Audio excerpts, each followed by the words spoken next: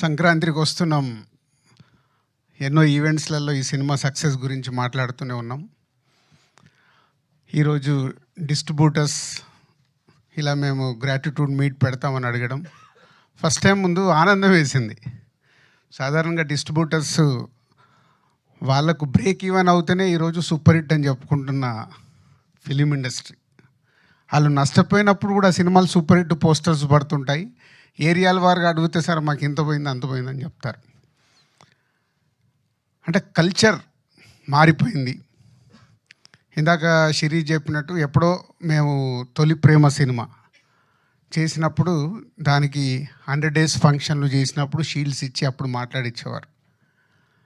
So ఈ distribution సిస్టమే మొత్తం మారిపోతూ ఏరియాకి ఇప్పుడు ఒకరో ఇద్దరో మిగిలితే గొప్ప అనే పరిస్థితికి వచ్చింది. ఎందుకంటే 90% ఫెయిల్యూర్స్ ఉండే ఇండస్ట్రీ ఇది. జస్ట్ 10% మన సక్సెస్ పర్సంటేజ్. ఒక డిస్ట్రిబ్యూటర్కి డబ్బు సంపాదించాలంటే ఆ సక్సెస్లో వచ్చే ఆ 10% దాంట్లో డబ్బు మిగులుతుంది. మన 90% పోయేది ఎవరు కనిపించదు. ఫెయిల్యూర్స్ వచ్చినా ఆ సక్సెస్ వచ్చినప్పుడే వాళ్ళు నిలదొక్కుంటూ ముందుకెళ్తూ ఉండాలి. ఇందాక మా శిరీష్ చెప్పాడు, ఎల్విఆర్ గారు, శోభన్, హరి 2006 నుంచి బొమ్మరిల్లు టైం దగ్గర నుంచి మాతో జర్నీ స్టార్ట్ చేశారు. సక్సెస్లు ఉన్నాయి, మధ్య మధ్యలో మాకు అప్ అండ్ డౌన్స్ ఫెయిల్యూర్స్ ఉన్నాయి. అన్నీ తట్టుకుంటూ వాళ్ళు మాతో కంటిన్యూ అవుతూనే ఉన్నారు. అంటే 20 సంవత్సరాలు ఒక డిస్ట్రిబ్యూటర్ ఒక ప్రొడ్యూసర్తో కంటిన్యూ అవ్వడం అనేది నాకు తెలిసి ఫిలిం ఇండస్ట్రీలో వీళ్ళు తప్పితే ఎవరూ లేరు. ఒకప్పుడు భార్గవ్ ఆర్ట్స్ అన్న ఇలాంటి పెద్ద పెద్ద సంస్థలు అప్పుడు ఉన్నప్పుడు వాళ్ళతో కొందరు డిస్ట్రిబ్యూటర్స్ కంటిన్యూ అయ్యేవారు. ఆ కల్చర్ పోయిన తర్వాత వీళ్ళే ఇదే చివరిది కూడా అనుకుంటున్నాను నేను. ఇలా 20-25 years జర్నీ చేయడం ఒక ప్రొడ్యూసర్స్తో డిస్ట్రిబ్యూటర్స్ అనేది ఇంపాసిబుల్. ఎందుకంటే మా 30 years ఎక్స్పీరియన్స్లో కూడా 22 సంవత్సరాల నుంచి మేము ప్రొడక్షన్ స్టార్ట్ చేసిన తర్వాత 30 సంవత్సరాల మా డిస్ట్రిబ్యూటర్స్గా ఎక్స్పీరియన్స్. మాకు కూడా వెనక్కి తిరిగి చూస్తే 20 ఏళ్ళ నుంచి మాకు ఎవరైనా ప్రొడ్యూసర్స్ ఉన్నారని వెతికితే నాకు కనిపించట్లా. సో అది థ్యాంక్ యూ ఎల్విఆర్ గారు, హరి అండ్ శోభన్ గారు. అండ్ సంక్రాంతికి వస్తున్నాం. నేను ఒక ప్రెస్ మీట్ పెట్టాను, మీ అందరితో ఇంటరాక్ట్ అయ్యాను సంక్రాంతి రిలీజ్ ముందు.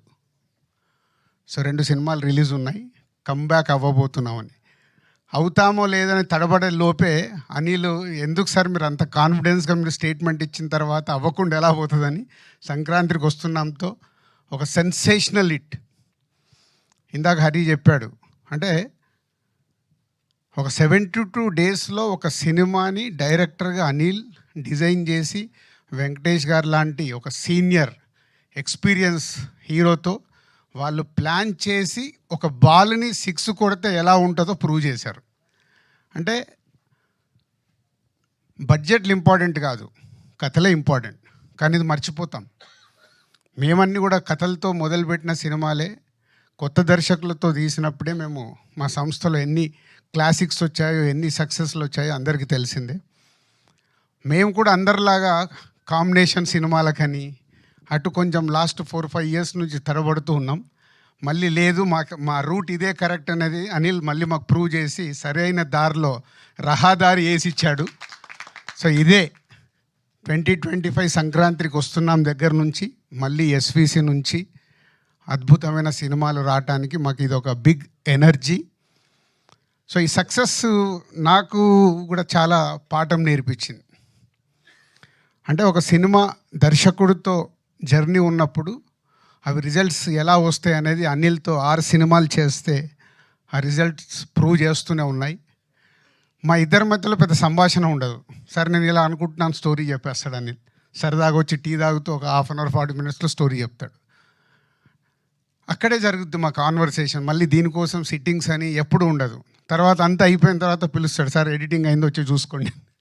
అంత క్యాజువల్గా. అంటే ఎక్కడ అనిల్తో తీసిన 6 సినిమాల్లో నాకు గుర్తుండి ఎక్కడ ప్రొడ్యూసర్ నేను స్ట్రెస్ ఫీల్ అవ్వాల. ఒక కంఫర్ట్. అనిల్ కూడా అలాగే ఉంది.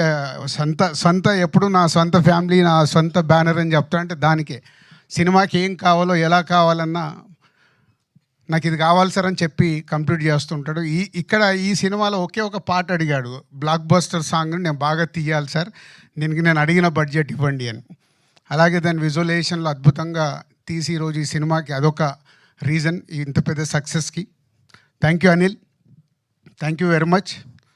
ఆల్రెడీ శిరీష్ మొన్ననే చెప్పేశాడు, ఎక్కడో పడిపోబోతున్న మమ్మల్ని తీసుకొచ్చి నిలబెట్టి మళ్ళీ ఇంకొక 10 సంవత్సరాలు మళ్ళీ తిరుగు లేకుండా సినిమాలు తీస్తాం.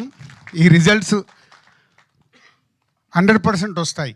ఒక సినిమా మీద కష్టపడి చేసినప్పుడు రిజల్ట్స్ వస్తాయని ఎప్పుడూ తెలుసు. అలాంటి స్పీడ్ బ్రేకర్లు మాకు వస్తూనే ఉన్నాయి. సరే, స్పీడ్ బ్రేకర్ కాదు, కోవిడ్ దగ్గర నుంచి గతుకు రోడ్లలో ట్రావెల్ చేస్తున్నాం, మళ్ళీ తార్ రోడ్ ఎక్కించావు. ఈ తార్ రోడ్ జర్నీ కంటిన్యూ అవుతుంది. And thank you Anil and Venkatesh garu, ఈరోజు ఇక్కడ లేరు.